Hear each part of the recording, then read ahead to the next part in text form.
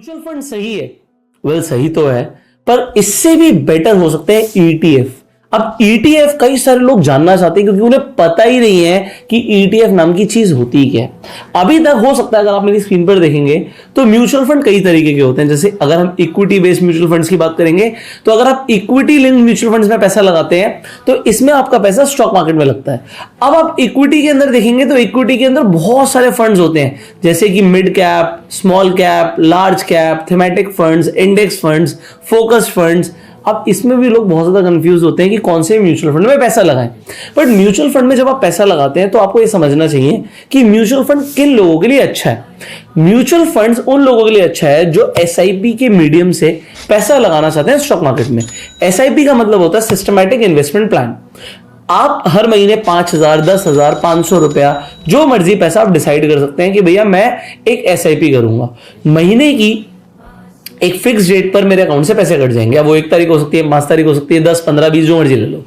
अब अगर आप महीने की एक डेट डिसाइड कर लेते हैं, मान लेते हैं 1 तारीख आपने डिसाइड करी, अब 1 तारीख से आपके अकाउंट से पैसे कट जाते हैं।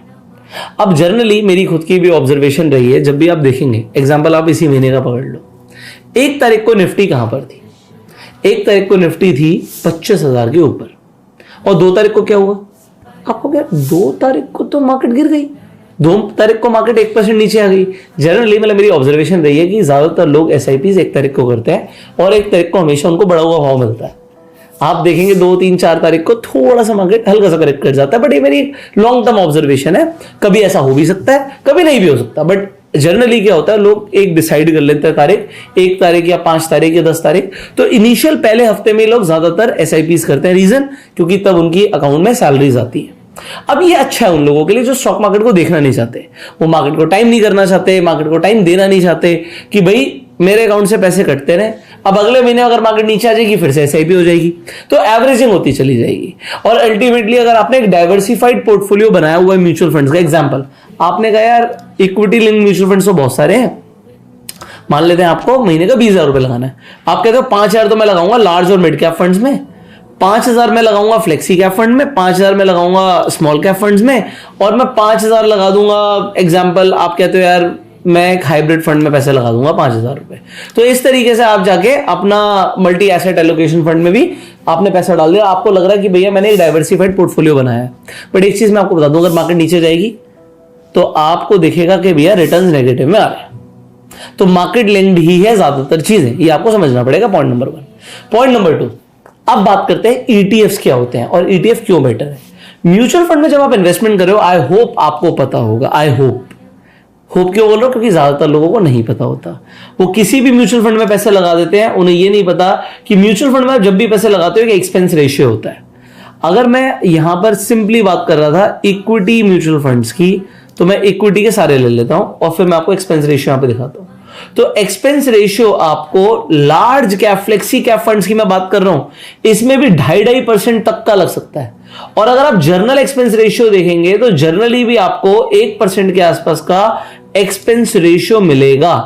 तो 1% का मतलब क्या है कि अगर आप पैसा लगा रहे हो, 1 लाख रुपए लगा रहे हो, तो पहले ही जो एसेट मैनेजमेंट कंपनी है उसने 1% का मतलब है 1 लाख में से 1,000 काट लिया और बचा हुआ 99,000 रुपए इन्वेस्ट किया।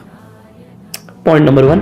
पॉइंट नंबर 2, आपको थोड़े से फिल्टर्स ऐड करने चाहिए और चीजों को समझना चाहिए। तो मैं यहां पर आपको समझाता हूं। सिंपली हम एक चीज लिखेंगे, आपको लिख भी सकता था, यहां पे एग्जिट लोड दिख गया, तो आप एग्जिट लोड देखिए। इसे देखकर आप इन्वेस्टमेंट जरूर कीजिएगा। इक्विटी के अंदर भी 2-2% का एग्जिट लोड लग रहा है। मिनिमम आप देखोगे 1% से लेके 0.5% तक का आपको एग्जिट लोड लग जाता है। तो अगर आपको 0.5% का भी एग्जिट लोड लग रहा है, आप देख रहे हो जनरली 1% के आसपास का एग्जिट लोड लग रहा है मैक्सिमम म्यूचुअल फंड्स में जो कि इक्विटी लिंक्ड है, तो आप जब भी पैसा निकालोगे तो इसमें टाइम ड्यूरेशन होती है कि ये आपको पढ़ना पड़ेगा कि एग्जिट लोड 2 साल के अंदर लगेगा, 1 साल के अंदर लगेगा। मान लो आपने 1 साल में पैसा जोड़ा और 1 साल में आपने 10 लाख रुपए जोड़ लिया। जब आप पैसा लगा रहे हो तो 1% के हिसाब से आपको 10,000 रुपए काट के ही पैसा मिलेगा। तो ये म्यूचुअल फंड 2 धारी तलवार की तरह काम करता है। जब आप पैसा लगाते हो तो एक्सपेंस रेशियो लेता है, जब आप पैसा निकालते हो तो एग्जिट लोड लेता है।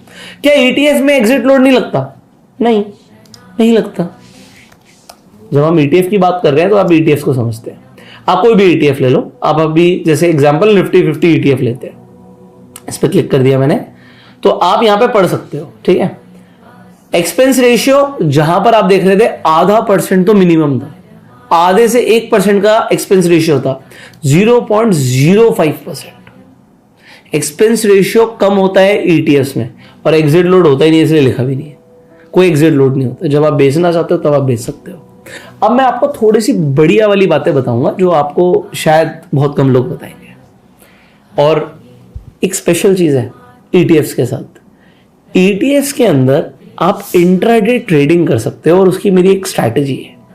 वो स्ट्रैटेजी काफी सेफ है, उसमें जनरली आप 1:5 के रिस्क रिवॉर्ड रेशियो पे ट्रेड कर सकते हो। पर ट्रेडिंग के ऊपर मैं तभी वीडियो बनाऊंगा जब आप लोग बोलेंगे। तो आप लोग कमेंट करके अगर मुझे बोलेंगे कि हमें एक वीडियो चाहिए इंट्राडे ट्रेडिंग के ऊपर, ईटीएफ्स में कैसे करते हैं, तो हम आपके लिए वीडियो बनाएंगे। Yes, we want a video on intraday trading on ETFs. तो अगर आप बोलेंगे तो हम बनाएंगे, वरना कोई प्रॉब्लम नहीं है। तो यहां पर हम समझते हैं, जैसे मैंने बोला कि ईटीएफ्स में एक्सपेंस रेशियो कम होता है। अब आप अच्छे से अच्छे ईटीएफ्स ले लो। मैं एग्जांपल सीपीएससी ईटीएफ लेता हूं। अब इसके अंदर गवर्नमेंट कंपनीज में पैसा लग रहा है, ठीक है। Expense ratio 0.05%। आप कोई और ईटीएफ की बात कर लेते हैं, हम आईटी ईटीएफ की तरफ चलते हैं, या फिर आप कहते हो मुझे एफएमसीजी हेल्थ केयर ईटीएफ में पैसा लगाना है। आप अगेन हेल्थ केयर के अंदर देखो 0.34%। अगर आप इसी के कंपैरिजन में म्यूचुअल फंड पर जाओगे तो आपको कम से कम डबल एक्सपेंस रेशियो पड़ेगा। और फिर आ जाता है ट्रैकिंग एरर। ट्रैकिंग एरर क्या है? तो ट्रैकिंग एरर आपको ईटीएफ में काफी कम मिलता है, सिग्निफिकेंटली कम मिलता है, ये आपको देखना चाहिए। अब एक इंपॉर्टेंट चीज क्या है, जो ईटीएफ्स होते हैं, आपने जनरली अभी देखा, मैंने जो ईटीएफ्स खोले कितने का, 140 रुपए का। जब मैं ईटीएफ्स की बात कर रहा हूं, आप मान लेते हैं, आप कहते हो नहीं यार मैं ईटीएफ में पैसा लगाऊंगा, मैं तो स्मॉल कैप फंड्स में पैसा लगाना चाहता था। तो क्या स्मॉल कैप का कोई ईटीएफ है? आपको स्मॉल कैप का एचडीएफसी का ईटीएफ दिख जाएगा अभी, ये आ गया 178 रुपीज का, ठीक है। इसी तरीके से अगर आप कहते हो कि भाई मुझे ईटीएफ में पैसा लगाना है और इंडिया के बाहर के ईटीएफ में पैसा लगाना है, एग्जांपल आपको नैस्डैक में पैसा लगाना है, तो 153 रुपीज में आप नैस्डैक में पैसा लगा सकते हो। अब कमाल की बात क्या है कि जब आप इसमें पैसा लगा रहे हो तो ईटीएफ दिन में ऊपर नीचे फ्लक्चुएट करता है, तो आप अपना लिमिट प्राइस डाल के आप माल उठा सकते हो। बट म्यूचुअल फंड में ऐसा नहीं होगा। अब म्यूचुअल फंड में क्या होता है, अगर आप म्यूचुअल फंड खरीदना चाहते हो, पहली बात तो आपका अगर ऑर्डर 3 बजे से पहले जा रहा है, ऐसा बोलते हैं, ऐसा करते नहीं करते, आप अपना एक्सपीरियंस कमेंट में बताना। मैं आपको एक्सपीरियंस के बारे में बोलता हूं, क्योंकि बहुत सारे लोगों का ये सोशल मीडिया पे हंगामा हुआ था कि उन्होंने जब 4 तारीख को जब इलेक्शन का रिजल्ट आया, उस दिन मार्केट नीचे गई, लगभग 10% तक नीचे गई। उन्होंने उस दिन बोला कि जी हमें म्यूचुअल फंड चाहिए। तो जो म्यूचुअल फंड में उन्होंने लमसम इन्वेस्टमेंट किया, म्यूचुअल फंड की बात कर रहे थे, तो जब उन्होंने म्यूचुअल फंड में लमसम इन्वेस्टमेंट किया, तो म्यूचुअल फंड्स में क्या होता है, म्यूचुअल फंड में होती है एनएवी। हम निफ्टी की अगर हम सिंपली बात करें, आप निफ्टी के इंडेक्स फंड में पैसा लगाना चाहते हो, ठीक है, तो मैंने ये यूटीआई का ये इंडेक्स फंड लगाया, तो इंडेक्स फंड ये 170 जो है ये एनएवी है। आप इस एनएवी को खरीदना चाहते हो, बट अगर आपका 3 बजे से पहले ऑर्डर गया तो आपको सेम डे की क्लोजिंग की एनएवी मिलनी चाहिए। बट लोगों ने हंगामा क्या किया, लोगों ने कमेंट्स में लिखा, कई जगह ट्विटर पे लिखा कि उन्हें एनएवी अगले दिन की मिली है। 3 बजे से पहले पैसा दिया, बट यहां पर कहीं गुंडागर्दी तो नहीं हो रही। एनएवी अगले दिन, आपको इससे क्या ही फर्क पड़ गया? आप जरा गूगल करके बताइएगा या इंटरनेट पे जरा देखिएगा या अपनी रिसर्च कीजिएगा। 10% लगभग मार्केट गिरी थी, बट अगले दिन रिकवरी कितने परसेंट की है ये कमेंट करके बताना, है ना। थोड़ा सा पता लगेगा कि आप थोड़ा सा रिसर्च कर रहे हैं। तो अगर कोई 10% का फॉल पे पैसा लगाना चाहता था और मार्केट अगले दिन ऊपर चली गई, कितना गई वो आप बताएंगे, तो उसमें उसे वो बेनिफिट ही नहीं मिला। तो एनएवी आपको अगले दिन की मिल गई, और वो भी अगले दिन की क्लोजिंग की मिल गई। ऐसा नहीं कि सुबह उठते ही आपने देखा अच्छा चलो यार मार्केट तो फ्लैट खुली है, अरे मार्केट रिकवर कर गई, अब रिकवर कर गई तो आपको क्लोजिंग की एनएवी मिली। पैसे तो आपने एक दिन पहले ही दे दिए थे ना। बट ऐसा ईटीएफ में नहीं होता, आप अपना प्राइस चूज कर सकते हो। म्यूचुअल फंड में एनएवी आपको क्लोजिंग की मिलती है, ऐसा म्यूचुअल फंड मैनेजर बोलता है। बट फिर वो बोलता है कि एरर भी तो हो सकता है हमसे, एनएवी कुछ और भी तो दे सकते हैं। एग्जाम्पल, मार्केट गिरी फिर वो रिकवर कर गई, आप ईटीएफ में तब पैसा लगा रहे थे जब मार्केट नीचे गई। एक ही दिन में इंट्राडे की बात कर रहा हूं, तो आप ईटीएफ को तब खरीद सकते थे जब मार्केट नीचे जा रही थी, अपना प्राइस के अकॉर्डिंग। बट अब म्यूचुअल फंड मैनेजर क्या बोलेगा, भाई मार्केट रिकवर कर, हम क्या करें, आपको नीचे का प्राइस नहीं मिलेगा। अब लोग कहेंगे अरे हम तो म्यूचुअल फंड में लॉन्ग टर्म इन्वेस्टर हैं, हम क्या सोचे इंट्राडे में क्या हुआ, 2-4% गिर गई, अगले दिन बढ़ गई, क्या फर्क पड़ता है। बहुत पैसा आप लोगों के पास, आप साल में कमाने जाते हो म्यूचुअल फंड से 12-15% की रिटर्न, और आपको यहीं पर 5-10% का अगर झोल हो जाए, अरे 5-10% छोड़ो, 1-2% का झोल हो जाए, तो आप कहते हो क्या ही फर्क पड़ता है? आपके 1 लाख, 10 लाख, 1 करोड़ से आपको फर्क नहीं पड़ता होगा, बट उस एसेट मैनेजमेंट कंपनी के पास, उस फंड मैनेजर के पास हजारों करोड़ जा रहा है, और वहां पर 1000 छोड़ो, अगर 100 करोड़ भी है तो 1% के झोल से उसकी 1 करोड़ की कमाई होती है। आपको उसका कोई बेनिफिट नहीं मिलेगा, कोई एनएवी पे आपके रिफ्लेक्ट नहीं करेगा आपने पैसा बनाया। ये चीजें कोई बताएगा नहीं। मुझे भी तब समझ आया, स्टार्टिंग पे हम सब स्टार्टिंग क्या करते हैं, भाई म्यूचुअल फंड सही है, टीवी पे आके क्रिकेटर्स बोल रहे हैं कि म्यूचुअल फंड सही है, एक्टर्स बोल रहे हैं म्यूचुअल फंड सही है। अगर ऐसे भूल भी जाओ ना तो भी रिटायरमेंट का प्लान बैकग्राउंड में चलते रहना चाहिए ताकि आगे की लाइफ सेट रहे। सही है। तो हमने म्यूचुअल फंड में ही पैसा लगाया, उसमें पैसा बनता है, ऐसा नहीं पैसा नहीं बनता, क्योंकि आपकी एसआईपीज हो रही है, आप उस दिन का फ्लक्चुएशन नहीं देखते, बस जो एनएवी मिल गई, ओवरऑल मार्केट ऊपर चली गई तो पैसा मिल ही गया। तो जनरली लोगों का पैसा बन जाता है, हमारा भी बना, बट फिर आपको समझ आता है कि ये 1-2% से क्या फर्क पड़ता है, और फिर आप शायद बेटर डिसीजन ले सकते हो। देखो मुझे कोई फर्क नहीं पड़ता, वही एचडीएफसी का म्यूचुअल फंड है, वही एचडीएफसी का ईटीएफ है, तो मैं किसी कंपनी के खिलाफ थोड़ी बोल रहा हूं कि कोई कंपनी गलत कर रही है। भाई एसेट मैनेजमेंट कंपनी तो एक्सिस की भी है, और एसेट मैनेजमेंट कंपनी वही एक्सिस का ईटीएफ भी है। तो आपके लिए क्या सही है?